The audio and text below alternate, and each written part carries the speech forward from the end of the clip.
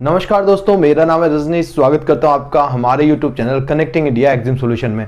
दोस्तों, connecting India exam solution India का ऐसा प्लेटफॉर्म है जो आपको एक्सपोर्ट इंपोर्ट से रिलेटेड सारी जानकारी डिटेल में बताता है, आपको समझाता है इंडिया से कैसे एक्सपोर्ट करें, इंडिया में कैसे इंपोर्ट करें, उसका प्रोसीजर क्या है, क्या क्या डॉक्यूमेंट आपको बनाने पड़ेंगे, किस तरीके से आपको बायर फाइंड करके अपने प्रोडक्ट को जो है इंटरनेशनल मार्केट में सेल करना है। तो इन सारी चीज़ों के बारे में डिटेल में जानकारी जो है आपको हमारे यूट्यूब चैनल के माध्यम से प्रोवाइड कराई जाती है। तो इसी के साथ मैं आपसे रिक्वेस्ट करूंगा कि आप हमारे चैनल पर अगर नए हैं तो हमारे चैनल को सब्सक्राइब करें, बेल आइकन को प्रेस करें ताकि आपको हमारे आगे आने वाले वीडियोस के नोटिफिकेशन मिलते रहें।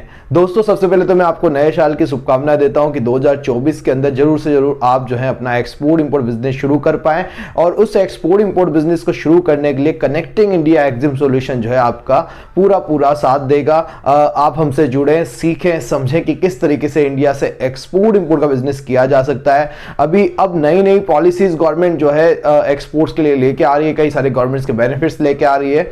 आने वाले कुछ सालों के अंदर जो है हमारा एक्सपोर्ट जो है काफी अच्छा होने वाला है और जो है आप अगर इस बिजनेस में अभी नहीं आ रहे हैं तो आगे आने वाले कुछ सालों में आपको इस चीज का जरूर से जरूर पछतावा रहेगा कि हम उस टाइम पे अगर एक्सपोर्ट इंपोर्ट बिजनेस शुरू कर लेते तो अच्छा रहता।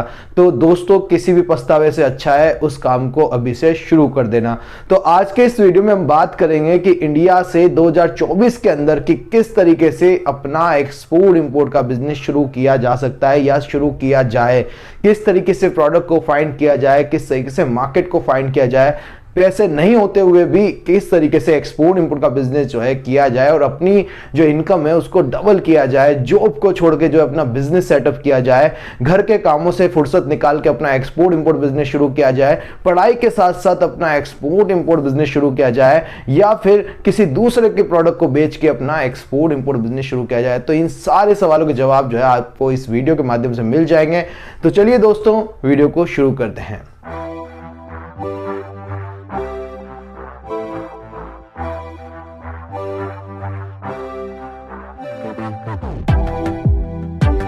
तो दोस्तों, अगर आप 2024 में किसी भी बिजनेस के बारे में सोच रहे हैं तो एक्सपोर्ट इंपोर्ट बिजनेस जो है सबसे अच्छा बिजनेस आइडियाज आपके लिए हो सकता है। अगर आप चाहते हैं कि आपकी लाइफ में कुछ नया हो तो एक्सपोर्ट इंपोर्ट बिजनेस वो अपॉर्चुनिटी आपको देता है, आपकी जो लाइफ स्टैंडर्ड को बढ़ा देता है। अगर आपको 2024 में काफी सारा पैसा चाहिए तो उसके लिए जो है आप एक्सपोर्ट इंपोर्ट बिजनेस में आ सकते हैं। एक्सपोर्ट इंपोर्ट को बिजनेस को सीख के जो है आप अपना जो है लाइफ स्टाइल चेंज कर सकते हैं।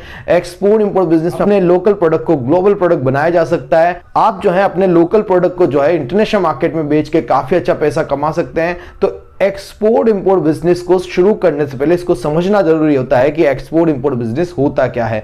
दोस्तों, एक्सपोर्ट इंपोर्ट बिजनेस की डेफिनेशन कस्टम ने इस तरीके से दी है कि कोई भी प्रोडक्ट अगर आप कस्टम्स के रूल्स एंड रेगुलेशन को फॉलो करते हुए इंडिया से बाहर भेजते हैं तो वो आपका एक्सपोर्ट कहलाता है और कोई भी प्रोडक्ट आप कस्टम्स के रूल्स एंड रेगुलेशन को फॉलो करते हुए इंडिया में मंगवाते हैं तो वो आपका इंपोर्ट कहलाता है। फर्दर उसको 3 कैटेगरी में डिवाइड किया गया। कुछ प्रोडक्ट जो फ्रीली एक्सपोर्ट प्रोडक्ट है, कुछ रेस्ट्रिक्टेड है और कुछ जो है प्रोहिबिटेड कैटेगरी में आते हैं जिनको सिर्फ गवर्नमेंट कर पाती है। एक्सपोर्ट इंपोर्ट बिजनेस शुरू करने के लिए इनिशियल जो है अगर फंड की बात की जाए कि कई लोगों को रहता है कि सर इन्वेस्टमेंट कितना जरूरी है। अगर इनिशियल फंड की बात की जाए एक्सपोर्ट इंपोर्ट बिजनेस को शुरू करने के लिए तो शुरुआती दौर में जो है आपको सिर्फ 30 से 35 हजार रुपए का खर्चा लगता है। कई सारे तो ऐसे प्रोडक्ट है जिसमें यह खर्चा भी नहीं आता है।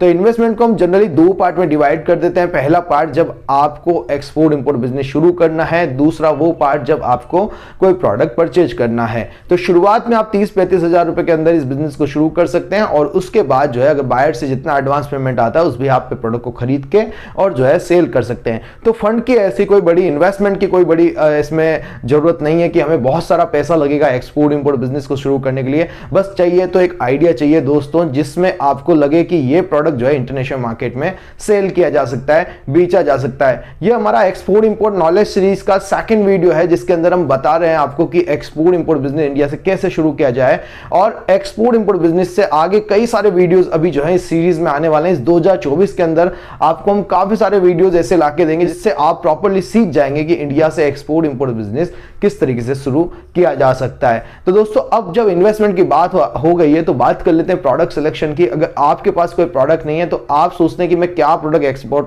करूं जिससे जो है मैं उसको इंटरनेशनल मार्केट में सेल कर पाऊं। तो दोस्तों अगर आप आपके आस पड़ोस में एनालिसिस करेंगे तो काफी सारे प्रोडक्ट आपको मिल जाएंगे।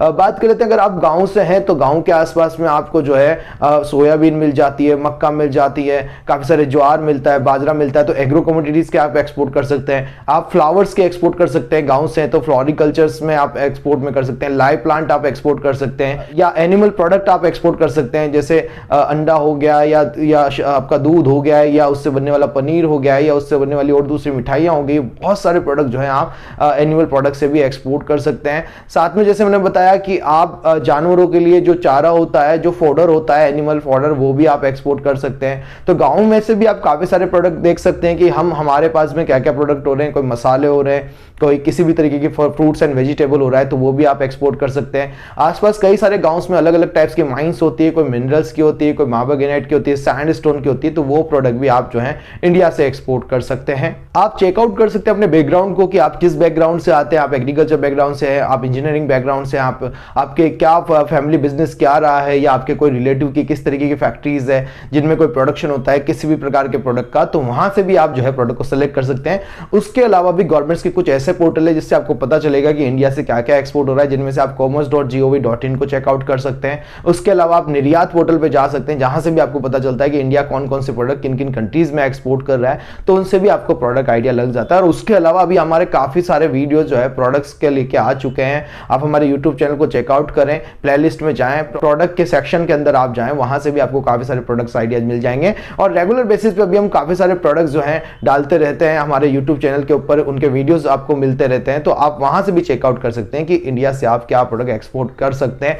जब आप प्रोडक्ट कर लेंगे, मार्केट सिलेक्शन का नंबर आ जाता है, चेकआउट करें निर्यात पोर्टल की वेबसाइट पे, जहां पे आपको पता चलेगा कि आपका प्रोडक्ट किन किन कंट्रीज के अंदर एक्सपोर्ट किया जा रहा है इंडिया से और कितने बिलियन या मिलियन डॉलर का जो है कारोबार किया गया है इंडिया से। इस तरीके से जब आप ये सारी प्लानिंग कर लेंगे, पूरा स्टेप बाय स्टेप आप चीजों को समझ लेंगे। देखिए कोई भी प्रोडक्ट सिलेक्शन के टाइम पे उसके मार्केट सिलेक्शन जरूर से जरूर हमें करना होता है। जब मार्केट सिलेक्शन आप कर लेंगे, सिंपली उसके बाद आपको एक फर्म का नाम डिसाइड करना होता है कि किस नाम से आपको एक्सपोर्ट इंपोर्ट बिजनेस शुरू करना है। जब आप फर्म का नाम डिसाइड कर लेते हैं कि हाँ मुझे इस नाम से एक्सपोर्ट इंपोर्ट बिजनेस करना है, और वो जो नाम है दोस्तों that must be a common name. ऐसा नहीं कि आप किसी कमोडिटी का, स्पेसिफिक कमोडिटी का नाम उसके अंदर डाल दे नाम के। जैसे आप कोई एग्रो कमोडिटी एक्सपोर्ट करते हैं तो आपने लिख दिया कि रजनीश एग्रो कमोडिटी एक्सपोर्ट, ऐसा नहीं करना है दोस्तों।